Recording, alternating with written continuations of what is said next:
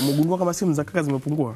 Za Masao? Umegundua kama zimepungua. Sasa hivi anazo 3. Anazo 3. Kama unavyozi kwenda tabaki moja. Unasikia? Hizi simu tukitoka pale nje, nitamuonesha simu nimeziacha kwenye gari.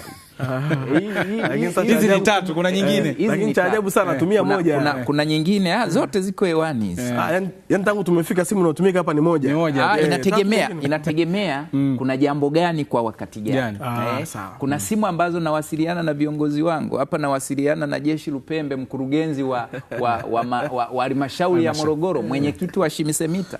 Anapongeza kwa kile tulichokifanya. Labda Masau kwa uchache tukiwa tunaondoka. Hizi simu umezitenganisha kutokana na majukumu? Of course. Kutokana na majukumu. Kuna simu nyingine ambazo hizi ni za kifamilia. Kuna familia. Sasa kama ni simu nawasiliana na familia tu, na hapa niko kwenye majukumu na nimewaambia niko kwenye majukumu mazito huko, si unaiacha kwanza wapumzike.